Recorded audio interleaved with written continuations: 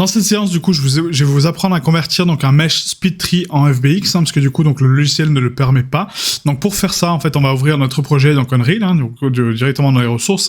Donc on va ici donc dans Unreal, Allo Installed, et vous prenez donc le projet qu'on a créé ensemble sur la 5.0. Et donc ensuite, donc le but de cette manip, c'est donc d'exporter nos meshes en FBX. Donc déjà pour les placer sur Blender pour faire un petit preview de la scène par la suite. Donc ça arrivera bien plus tard, mais ce sera la mise en place donc des éléments et aussi pour construire nos alphas. Donc pour habiller la scène en fait. Donc là c'est une technique qu'on utilise en fait. Donc on va faire des sortes de billboards. Donc les billboards c'est quoi? C'est des plans qui représentent quelque chose et ces plans sont vraiment en arrière-plan du coup. Donc sont vraiment au fond et ça simule que la forêt continue et qu'elle ne s'arrête pas brutalement quoi.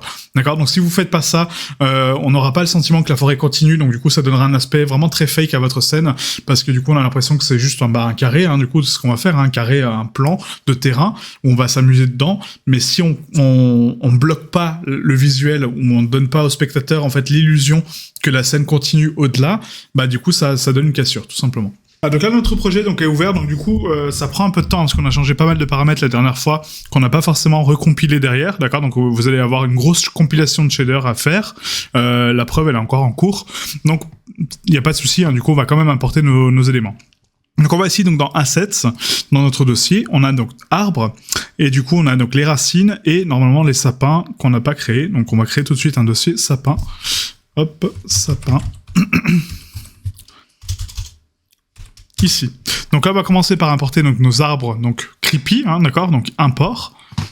On va donc dans notre dossier du coup speed tree, export, arbre. Et là, on a nos arbres creepy, d'accord. Donc on a donc les sapins, donc ça on les fera par la suite. Donc on prend les 5 en même temps, avec Shift-clic, ouvrir. Et là, il nous demande est-ce que c'est du painted foliage ou est-ce que c'est des acteurs individuels. Donc nous, on va mettre individual actor, d'accord, parce que c'est des meshes qu'on va placer nous-mêmes, c'est pas du foliage. On va cliquer sur importer. Donc là, ça importe le premier. Voilà, donc là, le deuxième, pareil, donc import. Le troisième, etc., d'accord. Donc vous importez vos 5 meshes comme ça. Et là, c'est des formats speed tree, d'accord. Donc du coup, qui sont pas compris par Blender, en tout cas dans l'état actuel, à part avec un add-on, mais bon, enfin voilà, je vais pas rentrer dans cet état-là. Là, on va prendre donc les 5 arbres qu'on a ici, on fait un clic droit, et on va ici donc dans Asset Action, vous voyez, et là on va faire Export. Et là, ça me permet de les exporter en FBX. Donc là, on va retourner sur nos dossiers, donc Blend. Maintenant, on va dans Export. Là, on va mettre donc dans Foliage. On a donc pierre, rocher, donc là on va nous faire un nouveau dossier arbre. Voilà, un autre dossier racine. Et un autre dossier sapin. Voilà. Donc là nos arbres on va les placer ici, donc on enregistre. Voilà, donc il va demander pour chacun, donc là on va mettre bien en FBX 2020. On coche les vertex color, on enlève, le level detail on enlève, la collision on enlève, le morph target on enlève, et le local time on enlève. D'accord, donc on enlève tout en gros et on va vous laisser juste FBX 2020. Export, donc là ça va exporter donc le premier. Là il nous demande pour le deuxième, donc pareil, donc le même dossier, export, troisième, etc. D'accord. Et vous faites ça aussi pour les racines du coup, pour les sapins, et après on va passer sur Blender justement pour créer notre alpha de forêt lointaine. Vous allez voir, ça va être vraiment très rapide comme conception, c'est juste qu'on va agencer quelques assets pour créer des petits décors un peu cool, un peu différents, et on va les placer sur des planes. Donc là voilà, donc je passe maintenant sur ma partie donc sapin, que j'avais créé pourtant, qui n'est pas là, ah si elle est là. Elle est là, donc import, hop, là on passe donc maintenant sur notre fichier, encore une fois, donc speed tree, export, arbre, sapin, on prend donc les 3, ouvrir, là c'est toujours un acteur individuel, import, import, et import. Donc là on a nos 3 sapins, d'accord, donc les 3 types de sapins différents, donc pareil, donc on les sélectionne tous les 3, clic droit, Asset Action, Export. On retourne sur notre fichier Blend, toujours l'organisation propre, donc foliage, là on va dans sapin, et on exporte nos sapins. Donc là les paramètres restent par défaut, donc vous n'avez pas à revérifier à chaque fois, vous inquiétez pas, c'est déjà par défaut. Donc enregistrer, voilà, et maintenant on va faire donc nos racines, donc pareil dans Assets, racines, import, on va dans notre dossier speed tree, export, racines, on prend nos 5 racines, là il nous demande encore une fois donc acteur individuel,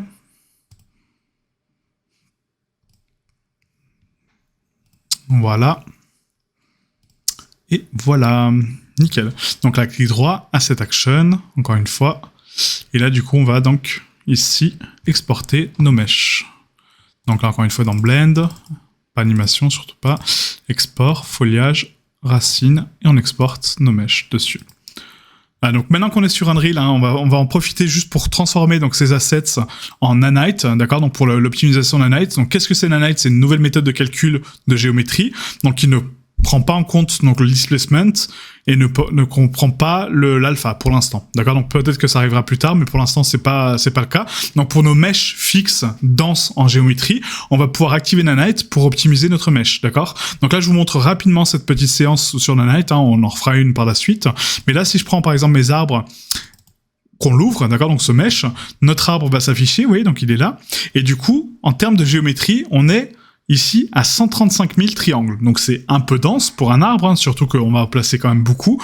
Donc comment on fait pour donc l'optimiser? On a deux solutions. Soit les LED, donc c'est-à-dire que les LED, ça va diviser notre mesh, donc ça va le décimer un petit peu à la Blender. Donc quand on va s'éloigner de la caméra, il va avoir donc de moins en moins de vertices, d'accord? Ou sinon, on active Nanite. Donc pour activer Nanite, on a juste à cliquer ici, Enabled, d'accord, pour l'activer. On laisse les paramètres par défaut et on applique les changements. Et là, ça va le convertir en Nanite. Donc, du coup, c'est-à-dire que la géométrie n'aura pas la même importance que maintenant, donc elle va pas changer, hein. Mais vous voyez qu'en fait, maintenant, on est passé donc de 1500, enfin de 80 000 vertex à peu près, à 1573. Est-ce qu'on a changé de forme? Non. Est-ce qu'on a changé de structure? Non. Notre arbre reste pareil. Et l'avantage de ça, c'est qu'on n'a pas donc le clipping entre les niveaux d'LOD. Donc, c'est-à-dire qu'en fait, même si on est loin de la caméra, notre arbre, ça a toujours affiché de la même façon. Et par contre, bah, voilà, il est optimisé pour Nanite, tout simplement. Donc pour activer ce paramètre-là sur tous nos arbres, on a juste à sélectionner nos arbres ici, faire un clic droit, Nanite, et là, Enable, tout simplement. Et là, il va les convertir, vous voyez. Donc là, à droite, vous avez un petit paramètre ici, hein, donc pour les convertir. Donc je suis désolé, hein, sur Unreal, je vais désactiver la caméra parce que du coup, sinon ça va bloquer trop l'interface, et en plus ça lag, donc ça sert strictement à rien. Mais voilà, donc vous avez ici en bas à droite, hein, vous voyez, donc un petit panneau qui est en train de convertir les mèches en Nanite. Voilà, donc ça prend pas très longtemps, hein, mais une fois que c'est fait, après on va faire un file save all, et du coup on pourra donc passer à la suite.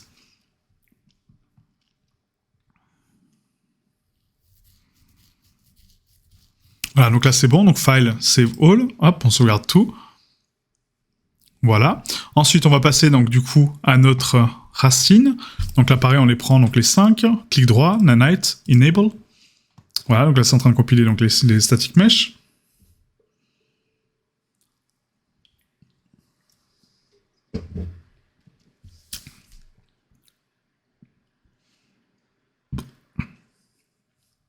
Voilà. Et ensuite, on a donc notre sapin, enfin nos sapins, pardon. Touc. On va ici donc Nanite et Enable. Et voilà. Donc là, on a converti donc tous nos mèches donc d'arbres, hein, pour l'instant en Nanite. Mais comme je vous ai dit, on y reviendra sur Nanite par la suite pour vous montrer comment ça fonctionne, comment le voir si c'est Nanite ou pas, etc. Comment faire des petites vérifs et surtout les avantages et les inconvénients de ça par rapport aux alphas, notamment pour le foliage. Hein. Et du coup, on sera bon. Ok. Voilà. Donc une fois que vous avez fini donc de compiler vos shaders et du coup de calculer vos mèches donc en termes de distance, comme là, hein, vous sauvegardez votre projet donc avec Save All. Voilà. Et du coup, vous avez une petite compilation de shaders un peu longue, hein, je sais, hein, du coup, c'est pas grave, vous laissez tourner votre PC en attendant, mais comme ça, au moins, notre projet sera prêt pour la suite. D'accord? Alors, pour la prochaine session, on va passer sur Blender pour la création de nos alphas de forêts distantes, et ensuite, on pourra passer donc à l'étape de la création du foliage.